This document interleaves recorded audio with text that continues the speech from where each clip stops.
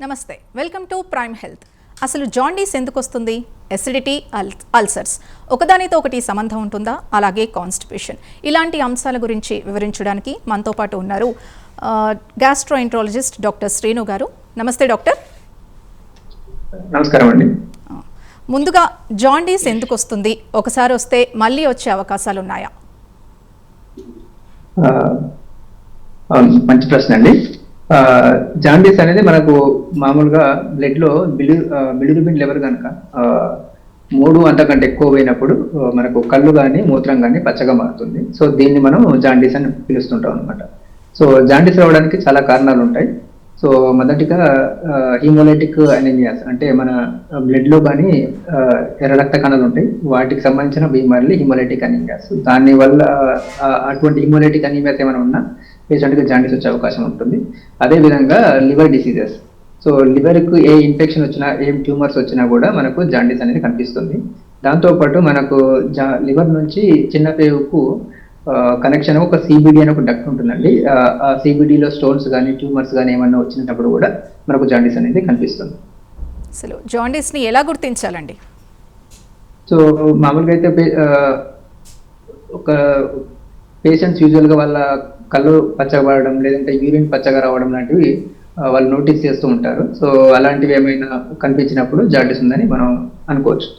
Okay, అసలు జనరల్గా చూస్తే మనకి ఎక్కువగా పుట్టిన పిల్లల్లో ఈ జాండీస్ లక్షణాలు చూస్తూ ఉంటాం కదా, అంటే దానికి ప్రధాన కారణం ఏంటంటారు?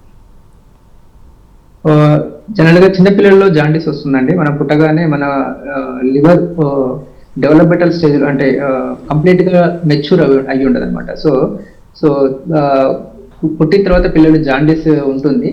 సో ఎంజైమ్స్ డెవలప్మెంట్ పూర్తిగా లేదు కనుక జాండీస్ కనిపిస్తుంది. అది యూజువల్గా మనకు 3 to 5 days వరకు పీక్ వెళ్తుంది. దాని తర్వాత 1 to 2 weeks ఆటోమేటిక్గా సెటిల్ అయిపోతుంది. దాన్ని ఫిజియలాజికల్ జాండీస్ అంటారు. దానివల్ల పిల్లలకి ఏ అపాయం ఉండదు. దాంతోపాటు బ్రెస్ట్ మిల్క్ జాండీస్ అని అంటారు ఒకటి. మనం బ్రెస్ట్ మిల్క్ తీసుకోవడం వల్ల కూడా జాండీస్ వస్తుంది. కాకపోతే అది యూజువల్గా 3 weeks 4 weeks రిజాల్వ్ అయిపోతుంది. సో యూజువల్గా ఇవన్నీ బెనైన్ డిసీజెస్, వీటికి మనం భయపడాల్సిన అవసరం ఉండదు. కాకపోతే కొంతమంది చిన్న పిల్లల్లో కొన్ని జెనెటిక్ డిసీజెస్ ఉంటాయి, క్రిగ్లర్ నాచర్ సిండ్రోమ్ అని, ఇట్లా 1-2 types డిఫరెంట్ టైప్స్ ఉంటాయి. సో వాటి వల్ల జాండీస్ వచ్చినప్పుడు పేషెంట్స్కి పిల్లలకు జాండీస్ లెవెల్ బాగా ఎక్కువగా ఉంటుంది. అంటే బిలిరుబిన్ అరౌండ్ 20 నుంచి 40 వరకు వెళ్ళిపోతుంది. సో అలా బిలిరుబిన్ ఎక్కువ పెరిగినప్పుడు వాళ్ళకు బ్రెయిన్ మీద ఎఫెక్ట్ పడే అవకాశం ఉంటుంది. సో వాళ్ళకు ఫోటోథెరపీ లాంటివి ఇచ్చి జాండీస్ తగ్గించడానికి ట్రీట్మెంట్ లాంటివి చేస్తూ ఉంటారు. ఓకే, ఇప్పుడు మీరన్నట్టుగానే ఇప్పుడు తల్లి నుంచి పిల్లలకి వచ్చే అవకాశం ఉన్నప్పుడు మరి తల్లి పాల నుంచి పిల్లల్ని దూరంగా ఉంచాలా? అలాంటిదేం అవసరం లేదండి. మామూలుగా ఈ తల్లి పాలలో ఏముంటుందంటే మనకు యాక్చువల్ పాత విద్యలో అర్థం ఉండాలి. మనకు లివర్ నుంచి బైల్ అనేది సింథసిస్ అవుతుంది. ఆ బైల్ని మనకు సిబిడి నుంచి మనకు చిన్న పేగుకు కనెక్షన్ ఉంటుంది. ఆ బైల్ అనేది మన చిన్న పేగులకు వస్తుంది. ఈ తల్లి పాలలో ఏముంటుందంటే కొన్ని ఎంజైమ్స్ ఉంటాయి. అవి ఏం చేస్తాయంటే బిలిరుబిన్ని లివర్లో అయితే కాంజుగేట్ అయిన బిలిరుబిన్ని ఇవి డీకాంజుగేట్ చేస్తాయి. సో డీకాంజుగేట్ అయిన అన్కాంజుగేటెడ్ బిలిరుబిన్ ఏదైతే ఉందో అది మిల్లి రక్తంలోకి అబ్జర్వ్ అవ్వడం జరుగుతుంది. సో ఇంక్రీజ్డ్ ఎంటరోహెపాటిక్ సర్క్యులేషన్ అంటారు దీన్ని. దానివల్ల జాండీస్ కనిపిస్తుంది. కానీ అది over the course, benign condition కనుక తల్లి పాలను అలాగే కంటిన్యూ చేయడం వల్ల అది ఆటోమేటిక్గా రిజాల్వ్ అయిపోతుంది. అలాగే పిల్లల్ని ఈ జాండీస్ వచ్చినప్పుడు ఎండలో కూడా పడుకోబెట్టాలి అని అంటారు, అది ఎంతవరకు కరెక్ట్ అండి? మామూలుగా అయితే మనం ఫోటోథెరపీ ఒక particular nanometre of wave length దగ్గర మనం చిన్నపిల్లలు చూస్తుంటాం. మనం జాండీస్ ఎక్కువ ఉన్నప్పుడు ఫోటోథెరపీని ఒక ట్రీట్మెంట్ చేస్తుంటాం అనమాట. బ్లూ గ్రీన్ లైట్ కింద పడుకోబెట్టి థెరపీ ఇచ్చినప్పుడు ఏమైందంటే జాండీస్ మనకు మామూలు ఫిజియలాజికల్ జాండీస్ అంటారు. ఫిజియలాజికల్ జాండీస్ బ్లడ్ లెవెల్ ఉంటుంది, అన్కాంజుగేటెడ్ జాండీస్ ఎక్కువ ఉంటుంది. సో ఈ లైట్కి ఎక్స్పోజ్ అయినప్పుడు ఏమైంది అంటే అన్కాంజుగేటెడ్ బిలిరుబిన్ కాస్త ఐసోమరేషన్ అయిపోయి ఈజీగా ఎక్స్క్రీటబుల్ అయ్యే ఫామ్ లోకి కన్వర్ట్ అవుతుంది. తద్వారా అది యూరిన్ ద్వారా బైల్ ద్వారా ఎక్స్క్రీట్ అవుతుంది. సో అందుకనే లైట్ కింద కానీ సూర్యుడి కింద కానీ పెట్టమని చెప్తుంటారు. ఓకే, అంటే ఇప్పుడు ఈ జాండీస్ని పాతకాలంలో తీసుకున్నా కానీ ఇప్పటికీ కొన్ని గ్రామాల్లో తీసుకుంటే చాలా పెద్ద జబ్బుగానే చూస్తూ ఉంటారు. అసలు మందు ఉండదని, వస్తే చనిపోతారని ప్యానిక్ అవుతూ ఉంటారు. ఇందులో ఎంతవరకు నిజమంటారు? అవునండి, నిజమే. నా దగ్గరికి పేషెంట్స్ వస్తుంటారు. సో ఈవెన్ ఒక్కొక్కసారి వెరీ లో వాల్యూ 2 mg/dL ఉన్న భయపడుతుంటారు. కొంతమంది 5 mg/dL ఉన్న, అంటే మనం రెగ్యులర్గా చూస్తుంటాం కనుక మనకేంటంటే కాదు వాటి జాండీస్ రావడానికి చాలా కారణాలు ఉంటాయి. సో కారణం ఏంటి, దాన్ని కనుక్కొని దాని ప్రకారం ట్రీట్మెంట్ ఇచ్చుకుంటూ వెళ్ళాలి. ఫర్ ఎగ్జాంపుల్ ఒక పేషెంట్ వచ్చాడు, మనకు గిల్బర్ట్ సిండ్రోమ్ అనే ఒక డిసీజ్ ఉంటుంది, జెనెటిక్ డిసీజ్. అది మన సొసైటీలో 5 to 10% ఆఫ్ ద పాపులేషన్ లో ఉంటుంది అనమాట. సో ఈ పేషెంట్స్ ఏం చేస్తుంటే రిపోర్ట్ తీసుకొని వస్తుంటారు, వాళ్ళ బిల్డోబిన్ 1 to 2 to 3 ఈ రేంజ్లోనే ఉంటుంది. దీనికి ట్రీట్మెంట్ అవసరం ఉండదు, దీనికి ట్రీట్మెంట్ అవసరం లేదు, అండ్ బిల్డోబిన్ కూడా అంతకంటే ఎక్కువ ఏం వెళ్ళదు. సో ఈ ఈ ఈ రిపోర్ట్ని తీసుకొని చాలా పెద్ద పెద్ద ఇన్వెస్టిగేషన్ చేయించుకోవడం, అన్నెసెసరీ ట్రీట్మెంట్ తీసుకోవడం జరుగుతుంటుంది అనమాట. జాండీస్ అని చెప్పి దీనికోసం వెళ్ళి పసర్లు తాగడం లాంటివి చేస్తూ ఉంటారు. సో అట్లేముండదు, మామూలుగా జాండీస్ ఎందుకు వచ్చిందో కారణం చూసుకోవాలి, దాని ప్రకారం ట్రీట్మెంట్ చేయించుకోవాలి. ఓకే, అసలు సో అన్ని జాండీస్లు మనకు ప్రాణాపాయం కావు. ఓకే, అంటే ఇప్పుడు అసలు జాండీస్లో ఎన్ని రకాలు ఉంటాయండి? అంటే తెల్ల కామెర్లు అంటారు, పచ్చ కామెర్లు అంటారు. మనకు మామూలుగా హెపటైటిస్ బి అండ్ సి వల్ల వచ్చిన జాండీస్ ని కొంతమంది ఇలా డిఫరెన్షియేట్ చేసి చెప్తుంటారు. యాక్చువల్ హెపటైటిస్ బి, సి వల్ల వచ్చే కామెర్లు ఏంటంటే అవి వైరస్ ఇన్ఫెక్షన్ అన్నమాట, లివర్కి వచ్చే వైరస్ ఇన్ఫెక్షన్స్. వీటికి యూజువల్గా ఇనిషియల్ అయితే మనం పాత రోజుల్లో చూసుకుంటే హెపటైటిస్ సికి యూజువల్గా ట్రీట్మెంట్ అంత గ్రేట్ ట్రీట్మెంట్ అవైలబుల్ లేదు. ఇప్పుడు హెపటైటిస్ సికి వచ్చేసి ట్రీట్మెంట్ అవైలబుల్, ఒక 3 months to 6 months కోర్స్ చేసుకుంటే హెపటైటిస్ సి కంప్లీట్గా రిజాల్వ్ అయిపోతుంది. సో అండ్ హెపటైటిస్ బికి వచ్చేసరికి ట్రీట్మెంట్ అవైలబుల్ ఉంటుంది, కానీ జస్ట్ డిసీజ్ని ఇన్ఫెక్షన్ని కంట్రోల్ చేయడానికి మాత్రమే ఉంటుంది. సో జాండీస్ మనం ఇలా ట్రీట్మెంట్ కంట్రోల్ చేసుకోవచ్చు.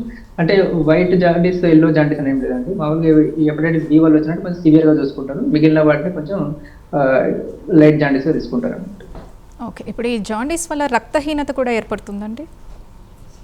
అంటే రక్తహీనత అంటే ఇంతకుముందు చెప్పాను, మనకు యాక్చువల్లీ బిలిరుబిన్ తయారయ్యేదే మన శరీరం ఉన్న రక్తంలో ఉన్న ఆర్బీసీ బ్రేక్ కావడం వల్ల బిలిరుబిన్ తయారవుతుంది. ఆ బిలిరుబిన్ లివర్కి వెళ్ళి కాంజుగేట్ అయ్యి, ఆ కాంజుగేట్ అయిన బిలిరుబిన్ మనకు మోషన్ ద్వారా ఎక్స్క్రీట్ అయిపోతుంది.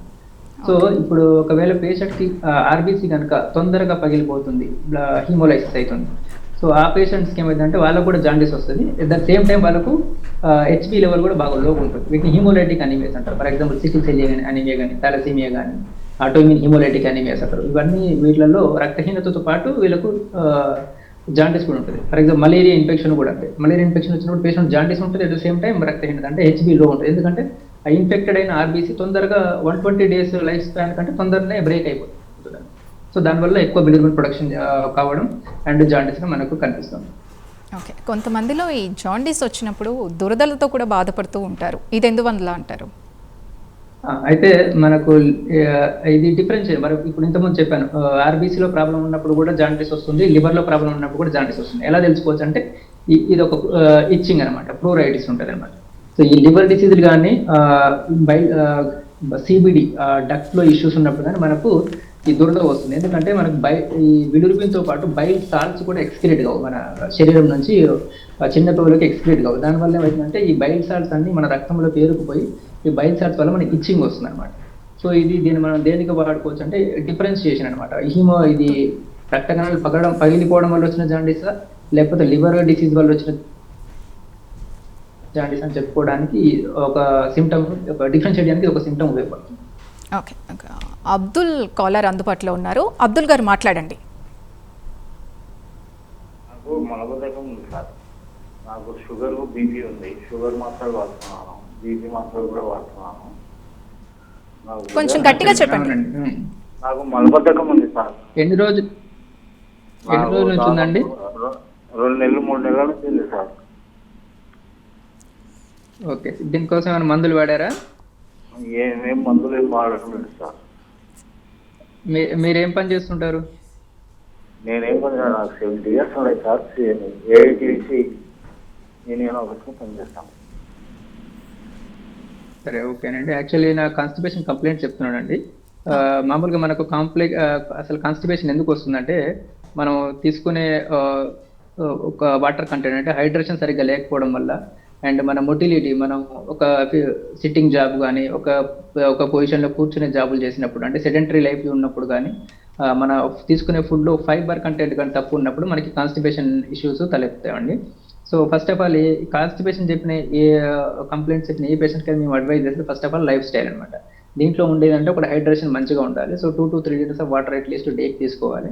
రెండోది తీసుకునే ఫుడ్లో ఫైబర్ కంటెంట్ ఎక్కువ ఉండాలి. సో ఫైబర్ కంటెంట్ అంటే సింపుల్గా అది ఇది అని చెప్పకుండా సింపుల్గా మనం ఆకుకూరలు కూరగాయలు ఎక్కువ ఉన్నాయి అనుకోండి, సో ఫైబర్ కంటెంట్ ఆటోమేటిక్గా ఎక్కువ ఉంటుంది. సో ఆకుకూరలు కూరగాయలు తీసుకోవాలి. రెండోది పప్పులు దినుసులు వీటిలలో కూడా మనకు ఫైబర్ కంటెంట్ ఎక్కువ ఉంటుంది. మూడోది అంటే సెడెంటరీ లైఫ్ ఉండకూడదు అనమాట. మనం కొంచెం అంత టైం ఎక్సర్సైజ్ కోసం కూడా జాగింగ్ కానీ రన్నింగ్ కానీ స్పీడ్ వాకింగ్ కోసం కానీ స్పెండ్ చేయాలి. ఇవన్నీ లైఫ్ స్టైల్. ఇవి చేసుకుంటే చాలా వరకు కాన్స్టిపేషన్ సమస్య రికరెన్స్ రాకుండా ఉండడానికి, వచ్చిన కాన్స్టిపేషన్ తగ్గడానికి అవకాశం ఉంటుంది. ఒకవేళ ఇవి చేసినా కూడా మనకి కాన్స్టిపేషన్ పర్సిస్టెంట్ ఉండదంటే మన విల్ గో ఫర్ లాక్సేటివ్స్ అనమాట. ఇందులో రకరకాల లాక్సేటివ్స్ ఉంటాయి. సో బల్క్ ఫార్మింగ్ లాక్సేటివ్స్ అని, సో ఆస్మోటిక్ లాక్సేటివ్స్ అని, స్టిమ్యులెంట్ లాక్సేటివ్స్ అని ఉంటాయి. So patient character of constipation బట్టి మనం different types of laxative prescribe చేస్తాం. ఓకే, ఇప్పుడు కాన్స్టిపేషన్ గురించే తీసుకుంటే లాంగ్ టర్మ్ కాన్స్టిపేషన్ వల్ల లివర్, హార్ట్, కిడ్నీ ఇలాంటివి ఏమైనా ఎఫెక్ట్ అయ్యే ఛాన్స్ ఉంటుందా? కాన్స్టిపేషన్ వల్ల పర్సే ఈ లివర్ కిడ్నీ డిసీజ్ అయితే డెఫినెట్గా రావండి. కాకుంటే రివర్స్ heart disease, liver disease and kidney disease ఉన్న పేషెంట్కి కాన్స్టిపేషన్ ఉండే అవకాశం ఉంటుంది. సో ఇదేనంటే for example kidney disease patient కానీ హార్ట్ డిసీజ్ పేషెంట్ కానీ మామూలుగా వాళ్ళకు హార్ట్ ఫెయిల్యూర్స్ కానీ కిడ్నీ ఫెయిల్యూర్ ఉండే పని చేస్తారంటే వాళ్ళకు వాటర్ రిస్ట్రిక్షన్ ఉంటుంది అనమాట. సో హైడ్రేషన్ ఎక్కువగా తీసుకోవద్దని చెప్తారు. సో మన కోలాన్ యొక్క మన పెద్ద పేగు యొక్క పని ఏంటంటే స్టోరేజ్. మన స్టూల్ మన మోషన్ ఏదైతే ఉంటుందో దాన్ని కొంచెం స్టోరేజ్ చేయాలి. ఒక పర్టికులర్ టైం వరకు స్టోరేజ్ చేసి దాని తర్వాత పాస్ చేయడం. రెండో పని ఏంటంటే వాటర్ అబ్సార్ప్షన్ అనమాట. సో మనం ఎప్పుడైతే డిహైడ్రేషన్ ఉంటామో కోలాన్ ఏం చేస్తుంది అంటే పెద్ద పేరుకి ఏం చేస్తుంది అంటే స్టూల్లో ఉన్న ఆ మోషన్ లో ఉన్న వాటర్ అంతా అబ్జర్వ్ చేసుకుంటారు. సో దానివల్ల ఏంటంటే స్టూల్ హార్డ్గా అయిపోతాం. సో దానివల్ల పేషెంట్ కాన్స్టిపేషన్ డెవలప్ అయ్యే అవకాశం ఉంటుంది. సో వైస్ వర్స అంటే రివర్స్ వస్తుంది. అంటే హార్ట్ ఫెయిల్యూర్ పేషెంట్స్ కానీ సికేడి పేషెంట్స్ కానీ కాన్స్టిపేషన్ ఎక్కువ ఉండే అవకాశం ఉంటుంది. సో దీని వల్ల కాన్స్టిపేషన్ వల్ల మాత్రం డెఫినెట్గా హార్ట్ డిసీజ్ కానీ లివర్ డిసీజ్ కానీ అయితే రావు. ఓకే, అసలు అంటే కాన్స్టిపేషన్ అసలు ఎప్పుడు మనం ఒక ప్రాబ్లంగా చూడాల్సి ఉంటుంది? కాన్స్టిపేషన్ అనేది కామన్ మనకు డే టు డే లైఫ్లో ఎక్స్పీరియన్స్ చేస్తున్నామండి. సో అప్పుడప్పుడు వచ్చి వెళ్తుంది. అంటే మన డైట్ కానీ మన హైడ్రేషన్ కానీ సరిగ్గా లేనప్పుడు మన కాన్స్టిపేషన్ వచ్చి వెళ్తుందంటే ఇట్స్ ఓకే. బట్ కానీ కంటిన్యూస్గా 1 month దాటిపోయిన అయినా సరే కాన్స్టిపేషన్ ఉందంటే వీ హ్యావ్ టు దాన్ని ఇవాల్యుయేట్ చేసుకోవాల్సిన అవసరం ఉంటుంది. ఎందుకంటే కాన్స్టిపేషన్ రకరకాల డిసీజులలో మెయిన్గా మన కాన్స్టిపేషన్ అంటే ఫంక్షనల్ కాన్స్టిపేషన్ ఉంటుంది. అంటే మన డైట్ కానీ లైఫ్ స్టైల్ కానీ సరిగ్గా లేకపోవడం వల్ల కాన్స్టిపేషన్ వస్తుంది. దాంతోపాటు కొన్ని డిసీజెస్ ఉంటాయి, వాటిలో కూడా మనకు కాన్స్టిపేషన్ ఉంటుంది. ఫర్ ఎగ్జాంపుల్ థైరాయిడ్ ఇష్యూస్ ఉన్న వాళ్ళకు కూడా ఇంటెస్టైనల్ మొటిలిటీ ఇష్యూస్ ఉంటాయి. దానివల్ల కాన్స్టిపేషన్ రావచ్చు. కొంతమందికి శరీరంలో కాల్షియం లెవెల్ ఎక్కువ ఉంటుంది, వాళ్ళకు కూడా కాన్స్టిపేషన్ ఇష్యూస్ రావచ్చు. కొంతమంది బీపీ కోసం ఆంబ్లోడెపిన్ అండ్ ఈ కాల్షియం ఛానల్ బ్లాకర్ అనే డ్రగ్స్ ఉంటాయి, అవి వాడినప్పుడు కూడా కాన్స్టిపేషన్ రావచ్చు. ఇట్లా రకరకాల కారణాల వల్ల కాన్స్టిపేషన్ వస్తుంది అనమాట. సో ఆ కారణం చూసుకొని దాని ప్రకారంగా మనం ట్రీట్మెంట్ చేసుకోవాల్సి ఉంటుంది. ఓకే, ఇంకో కాలర్ అవైలబుల్ ఉన్నారు. రవికుమార్ గారు మాట్లాడండి. డాక్టర్ గారు నమస్కారం అండి. నమస్కారం అండి, చెప్పండి సార్. ఇది గ్యాస్ ప్రాబ్లం అంటే మా ఇంట్లో అందరికీ గ్యాస్ ప్రాబ్లమే సార్. తిన్నాక ఒక గంట తర్వాత అయితే ఇక పుల్లటి రేపులు వస్తూ ఉంటాయి. గ్యాస్ ఒకటే గ్యాస్, మా బ్యాక్ నుంచి గ్యాస్, ఆ కడుపులో మంట, నొప్పి ఉండదు, కడుపులో మంట ఉంటుంది. వాచిపోతాను పిల్లలైతే ఇక వాచి ఒవ్వరు వెయిట్ పెరిగిపోతాను. ఏం తిన్నా కానీ పాలు తాగినా కానీ గ్యాస్ అవుతా ఉంటుంది, పాలు కూడా పడతలేదు. దీంతో ఓవర్ వెయిట్ అన్నట్టు 20 ఏళ్ళకే 90 kgs 80 kgs వచ్చేసింది పిల్లలు. అది వంశ పారంపర్యంగా మాకు ఇదే ప్రాబ్లం వేధిస్తా ఉంది. ఇది ప్రాబ్లం. అయితే ఈయన చెప్పినట్లు రెండు వేస్ గా చూడాలండి. ఒకటి ఎసిడిటీ ప్రాబ్లం అని చెప్తున్నాడు, రెండోదేమో ఒబెసిటీ, వంశపారంపర్యం వచ్చిన ఒక ఒబెసిటీ కారణం ఒకటి చెప్తున్నాడు. సో మొదట మన గ్యాస్ట్రో కంప్లైంట్స్, మన ఎసిడిటీ సమస్యకు వస్తే యూజువల్ మనకి ఈ ఎసిడిటీ అంటే యూజువల్ ఎవరికి అంటే ఎసిడిటీ అంటే ఏంటి, సింటమ్స్ ఎలా ఉంటాయి? యూజువల్గా ఎపిగాస్ట్రిక్ మనకు మీది కడుపులో నొప్పి ఉండడం కానీ, లేకపోతే కడుపులో మంట ఉండడం కానీ, తిన్న తర్వాత కడుపు ఉబ్బరంగా ఉండడం కానీ, కొంచెం తిన్న తర్వాత కడుపు నిండిపోవడం లాంటివి, ఇవన్నీ ఎసిడిటీ ప్రాబ్లం లెక్క మనం కన్సిడర్ చేస్తాం. కొంతమంది దీంతో పాటు మాటకు తేపులు వచ్చడం లాంటిది, లేకపోతే ఇండైజెషన్ ఫీలింగ్ లాంటి సమస్యలు కూడా చెప్తుంటాయి. ఇవన్నీ మనం ఎసిడిటీ సమస్యలని, లేకపోతే గ్యాస్ ప్రాబ్లం అని, లేకపోతే యాసిడ్ పెప్టిక్ డిజార్డర్స్ అని, కొంతమంది డిస్పెప్సియా అని రకరకాల పేర్లతో పిలుచుకుంటారు. సో ఇది యూజువల్గా ఎవరికి వస్తుంది డిస్పెప్సీ, ఈ ఎసిడిటీ ప్రాబ్లమ్స్ ఎవరికి మెయిన్గా వస్తాయి? యూజువల్గా మనకు ఎవరైతే స్మోకింగ్, ఎక్కువ చేస్తుంటారు, టీ కాఫీలు ఎక్సెసివ్గా ఎవరైనా తాగుతుంటారు, అండ్ పెయిన్ కిల్లర్స్ ఎవరైనా ఇప్పుడు ఓల్డేజ్ పేషెంట్స్ ఉంటారు, వాళ్ళు మోకాలు నొప్పులని బాడీ పెయిన్స్ అని చెప్పేసి పెయిన్ కిల్లర్స్ వాడుతూ ఉంటారు, దానివల్ల కూడా యాసిడిటీ డిజార్ రావచ్చు. ఇంకోటి హార్ట్ డిసీజ్ పేషెంట్లు వాళ్ళు యాస్పిరిన్ అనే టాబ్లెట్ వాడుతూ ఉంటారు, దాంతో కూడా మనకి ఎసిడిటీ ఇష్యూస్ వస్తాయి. అండ్ ఇంకొన్ని హెచ్ పైలోరీ ఇన్ఫెక్షన్ ఉంటుంది అనమాట, మనకు తినే ఆహారం కానీ నీళ్లు కానీ కలుషితమైనప్పుడు హెచ్ పైలోరీ బ్యాక్టీరియా తోటి మనకు ఈ కడుపుకు వచ్చే ఓన్లీ స్టమక్ వచ్చే స్పెసిఫిక్ బ్యాక్టీరియా అనమాట. సో హెచ్ పైలోరీ ఇన్ఫెక్షన్ వచ్చినప్పుడు కూడా మనకి ఎసిడిటీ ప్రాబ్లం తలెత్తాయి అనమాట. సో ఈ పేషెంట్ ఇలా సమస్యలు ఉన్నప్పుడు ఫస్ట్ ఆఫ్ ఆల్ మనం ఏం చేస్తామంటే life style management is the first step. So దీంట్లో మనం ఏదైనా సరే ఎక్సెసివ్గా ఆయిల్ ఫుడ్స్ కానీ స్పైసీగా ఉన్న ఫుడ్స్ కానీ ఉప్పులు కారాలు మసాలాలు తక్కువ ఉన్న ఫుడ్ తీసుకోవాలి. అండ్ ఫుడ్ ఎప్పుడైనా టైంకి తీసుకోవాలి. అండ్ తిన్నప్పుడు ఒక ప్యాటర్న్ డెవలప్ చేసుకుని అంటే స్మాల్ ఫ్రీక్వెంట్ మీల్స్ అనేది హెల్త్కి చాలా మంచిదండి, అలా తింటూ ఉండాలి. ఒకసారి ఇలా 3 పూటలు అని చెప్పేసి తినకుండా మనకు 4 సార్లు తిన్నా పర్లేదు, కానీ కొంచెం కొంచెం తింటే అది హెల్త్కి చాలా మంచిగా ఉంటుంది. ఇంకోటి పెరుగు లాంటివి వాడడం అండ్ కొబ్బరి నీళ్ళు లాంటివి తాగుతూ ఉండడం అప్పుడప్పుడు, ఇవన్నీ చేస్తుంటే మనకు ఎసిడిటీ ప్రాబ్లం తగ్గే అవకాశం ఉంటుంది. ఒకవేళ ఈ లైఫ్ స్టైల్ మాడిఫికేషన్ చేసినా కూడా మనకు ఎసిడిటీ ప్రాబ్లం ఒకవేళ అలాగే పర్సిస్టెంట్గా ఉంటే అప్పుడు ఒక డాక్టర్ని కన్సల్ట్ అయ్యి అక్కడ ఎంటాసిడ్ టాబ్లెట్స్ ఉంటాయి, పెంటాప్రజోల్ టాబ్లెట్ పేర్లతో ఈ ఎంటాసిడ్ టాబ్లెట్ దొరికితే దాంట్లో ఒక పర్టికులర్ డ్యూరేషన్ 1 మంత్ డ్యూరేషన్ లేదా 2 మంత్ డ్యూరేషన్ వాడి చూడాలి, దాంతో రెస్పాండ్ అవుతుందో లేదా, లేకపోతే నెక్స్ట్ ట్రీట్మెంట్ ఆప్షన్ చూస్ చేసుకోవాల్సి ఉంటుంది. ఓకే డాక్టర్, అంటే ఇప్పుడు ఎసిడిటీని చాలామంది చాలా చిన్న సమస్యగానే చూస్తూ హోమ్ రెమెడీస్కే ఎక్కువగా వెళ్తూ ఉంటారు, లేదా ఇప్పుడు మీరు చెప్పినట్టుగా ఈ టాబ్లెట్స్ అనేవి తీసుకుంటూ ఉంటారు. ఈ రెండిట్లో చూసుకుంటే ఏది సేఫ్ మెథడ్? హోమ్ రెమెడీస్ అంటే అది జస్ట్ టెంపరీగా మనకు రిలీఫ్ ఇస్తుంది, కానీ డెఫినెట్గా మెడిసిన్స్తో పోల్చుకుంటే డెఫినెట్గా మన హెల్త్ ఇష్యూస్ అండ్ ఏమైనా వేరే డ్రగ్ సైడ్ ఎఫెక్ట్స్ లేకుండా ఉండాలంటే home remedies definitely okay. But లేకపోతే అది ఎప్పుడు మనకు అంత కంప్లీట్ సింప్టమ్ రిజల్యూషన్ అయితే కాదండి. దాంతో ఓకే, అన్నిటికంటే బెస్ట్ ఏం చెప్తానంటే ఫస్ట్ ఆఫ్ ఆల్ రాకుండా చూసుకోవడం, నివారణ అంటే రాకుండా చూసుకోవడం ఇంపార్టెంట్. సో దానికి మనం చేయాల్సిందంతా మంచి డైట్ మెయింటైన్ చేసుకోవడం సరిపోయింది. ఇంకో కాలర్ ఉన్నారు, రాజేశ్వరి గారు మాట్లాడండి. నాకు హైపర్ థైరాయిడ్ మేడం, కళ్ళు కూడా నాకు పైకి వస్తున్న లివర్ వాపు వచ్చిందనేసి అన్నారు. అది లివర్ వాపు దానికోసం ఏమన్నా ప్రాబ్లం వస్తుందండి నాకు లైఫ్లో ఏమన్నా? లివర్ వాప్ అంటే ఫ్యాటీ లివర్ అని చెప్పారమ్మా? ఫ్లాటీ లివర్ అన్నారండి. మీకు షుగర్ లాంటివి ఏమైనా ఉందా అండి? షుగర్ కానీ థైరాయిడ్ ప్రాబ్లమ్స్ కానీ ఏమైనా ఉన్నాయా? క్యాన్సర్ థైరాయిడ్ అన్నారండి, తీస్తారు మొత్తం ట్రీట్మెంట్ కూడా చేయించుకున్నాండి క్యాన్సర్కి. బరువు ఎంత ఉన్నారమ్మా మీరు? బరువు 72 అన్నారు. 72 kg. హైట్ ఎంత మీది? హైట్ గుర్తులేదు సార్. సరే ఓకేనండి. యాక్చువల్గా లివర్ వాపు ఫ్యాటీ లివర్ అంటే ఈ మధ్యకాలంలో మనం కామన్గా చూస్తున్న లివర్ ప్రాబ్లం అండి. ఇప్పుడు ఒక డేటా చూసుకున్నట్టయితే ఒకప్పుడు లివర్ సిరోసిస్ అంటే లివర్ డిసీజులు ఎక్కువ కామన్గా దేని వల్ల వస్తుంది. ఒకప్పుడు మనం చూసినట్టయితే హెపటైటిస్ బి, హెపటైటిస్ సి అనే వైరస్ల వల్ల, దాంతోపాటు ఆల్కహాల్ లివర్ డిసీజుల వల్ల మెయిన్గా లివర్ సిరోసిస్ అవుతుంటాయి. కానీ ఈ లాస్ట్ 5 years నెక్స్ట్ 10 years వరకు కూడా most common cause of cirrhosis ఏమైందంటే ఫ్యాటీ లివర్ అవుతుంది. అంటే మన ఫుడ్ హ్యాబిట్స్ చేంజ్ కావడం వల్ల ఒబెసిటీ ఎపిడమిక్ వచ్చేసింది. సో దీనివల్ల లివర్లో ఫ్యాట్ జమై లివర్ సైజ్ ఇంక్రీజ్ కావడం జరుగుతుంది ఇనిషియల్గా. సో ఓవర్ ద కోర్స్ ఏం చేస్తే డిపాజిట్ అయిన ఫ్యాట్ లివర్ సెల్స్ డ్యామేజ్ చేస్తూ ఫైనల్గా మనకు సిరోసిస్గా మారుతుంది. సో ఫ్యాటీ లివర్ ఉండడం ఈ రోజుల్లో సర్వసాధారణంగా ఉంటుంది. సో అది మనం సీరియస్గా తీసుకోవాల్సిన విషయం. సో దీనికోసం ఏం చేయాలంటే lifestyle modification is very important. దాంట్లో ఫస్ట్ ఆఫ్ ఆల్ మనం weight loss is very important. Weight loss అయితే మన లివర్ ఉన్న ఫ్యాట్ కంటెంట్ కూడా తగ్గిపోతుంది. ఇంకోటి మనం తీసుకునే ఫుడ్లో ఆయిల్ ఫుడ్స్ కానీ కొవ్వు ఎక్కువగా ఉన్న పదార్థాలు కానీ తగ్గించుకోవాలి.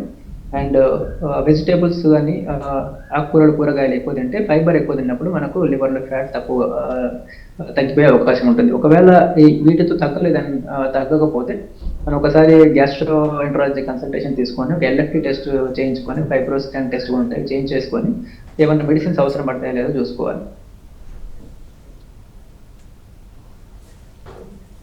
ఓకే, ఇంకో కాలర్ అవైలబుల్ ఉన్నారు, మాదయ్య ఆదోని నుంచి. మాదయ్య గారు మాట్లాడండి. Hello sir. చెప్పండి. నమస్కారం, చెప్పండి చెప్పండి హలో. సార్. చెప్పండి సార్. వింటున్నారు, చెప్పండి. Hello sir. మా కళ్ళప్పుడు సార్ 7 సంవత్సరాలు సార్. ఇంకోసారి చెప్పండి. ఏమవుతుందండి? మా కళ్ళప్పుడు మోకాళ్ళ నొప్పులా? చెప్తున్నారు. అవసరం. ఎప్పటి నుంచి అండి? 8 సంవత్సరాలు అయింది సార్. ఓకే అండి, మీ వయసు ఎంత అండి? వయసు 45 ఉంటుంది సార్. సో బీపీ, షుగర్ లాంటివి ఏమైనా బీమార్లు ఉన్నాయా? లేదు సార్, లేదు సార్. ఒకసారి మీ దగ్గర ఉన్న ఆర్థోపెడిషన్ ఒకసారి కన్సల్టేషన్ తీసుకోండి, ఒక ఎక్స్రే తీయించుకొని, ఒకవేళ ఆస్టియోఆర్థరైటిస్ లాంటి సమస్యలు ఏమైనా ఒకసారి చూసుకోండి. సో దాని ప్రకారంగా మీరు అప్రోచ్ అయితే బెటర్ అండి. ఓకే, ఫైనల్గా డాక్టర్, ఇప్పుడు ఎసిడిటీ, గ్యాస్, అల్సర్స్ ఈ మూడు కూడా ఒకదానితో ఒకటి ఎలా రిలేట్ అయి ఉంటారంటే ఏమంటారు? అంటే మూడు టెక్నాలజీ యాక్చువల్గా అందరూ ఇంటెలిజెంట్గా చేంజ్ వాడుతుంటారు. ఎసిడిటీ అన్నా, గ్యాస్ ప్రాబ్లం అన్నా, అల్సర్ ఇష్యూస్ అన్నా ఆల్మోస్ట్ మోరల్లెస్ సేమే. మామూలుగా ఈ కడుపు నొప్పి, కడుపు మంట, కడుపు ఉబ్బరం ఇలాంటి వాటిని మనం ఎసిడిటీ ప్రాబ్లంగా చెప్పుకుంటాం. ఇంకా దానికి సరైన టైంలో సరిగ్గా ట్రీట్మెంట్ తీసుకోకపోతే ఇది అల్సర్గా మారుతుంది. అల్సర్గా మారినప్పుడు దాని నుంచి ఇంకా నొప్పి పెరగడం, బ్లీడింగ్ అవ్వడం, లేదంటే పేగురంధ్రం లాంటివి జరుగుతుంటాయి. సో ఇవన్నీ ఆల్మోస్ట్ మోరల్లెస్ ఒకే అంబ్రెల్లా టర్మ్ అనొచ్చు. ఓకే, అంటే ఇప్పుడు ఈ ఎసిడిటీనే తీసుకుంటే లాంగ్ టర్మ్లో దాంతో సఫర్ అయితే ఎలాంటి పరిణామాలకి దారితీయచ్చు?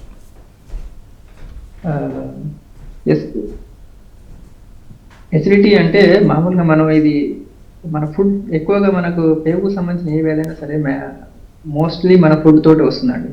సో యూజువల్గా మనం ఈ రోజు ఫర్ ఎగ్జాంపుల్ ఒక డైట్ చేంజ్ చేసినాం, సడన్గా ఎసిడిటీ ప్రాబ్లం వచ్చింది. సో మనకు అర్థమైపోయింది, సో మన డైట్ చేంజ్ చేయడం వల్ల మనకి ఎసిడిటీ వచ్చింది. మళ్ళీ డైట్ రివర్స్ చేసినాం, మళ్ళీ నార్మల్ డైట్ వాడాము, ఎసిడిటీ ప్రాబ్లం సెట్ అయిపోయింది. మళ్ళీ తర్వాత డైట్ మళ్ళీ చేంజ్ చేయాల్సి వచ్చింది. సో మళ్ళీ ఎసిడిటీ ప్రాబ్లం రికరెన్స్, ఇలా రికరెన్స్ అయ్యే ఛాన్స్ ఉంటుంది. మన చేతిలో ఉన్న థింగ్ అనమాట. అంటే మనకి ఫుడ్ కానీ మన ఫుడ్లో కానీ చేంజెస్ వచ్చినాయంటే మనకి ఎసిడిటీ ప్రాబ్లం రికరెన్స్ రావచ్చు. మన ఫుడ్ కానీ మంచి డైట్ తీసుకున్నట్టయితే ఎసిడిటీ ప్రాబ్లం మళ్ళీ రాకుండా ఉంటుంది. అంటే ఇప్పుడు మీరు ఫుడ్ గురించి మాట్లాడారు కాబట్టి కొంతమందికి కొన్ని పదార్థాలు అస్సలు పడవు, అంటే పులుపు కానీ, పప్పు కానీ ఇలాంటి వాటితో తిన్నప్పుడు సఫర్ అవుతూ ఉంటారు. ఇలాంటి ఫుడ్స్ని కంప్లీట్గా నివారించాలంటారా? బెటర్. అంటే ఏ ఫుడ్ యూజువల్గా పర్టికులర్ ఫుడ్ రెస్ట్రిక్షన్ అనేది మన ఎసిడిటీ ప్రాబ్లం ఇది ఈ ఫుడ్ ఆపు, ఈ ఫుడ్ తిను అని చెప్పడానికి ఏముండదు. ఏ ఫుడ్తో అయితే మనకు ప్రాబ్లమ్స్ వస్తుందో ఆ ఫుడ్ను మాత్రమే నియంత్రించాలి. మిగిలిన యాక్చువల్ బ్లాంకెట్ లెక్క ఈ ఫుడ్ అవాయిడ్ చేయాలని ఉండదండి. Okay, right. Thank you doctor, అన్ని సమస్యలకి చాలా క్లియర్గా సొల్యూషన్స్ అందించారు. Thank you once again. ఇది ఈ రోజు అంశం. ఇంకొక అంశంతో మళ్ళీ కలుద్దాం. Keep watching ప్రైమ్9.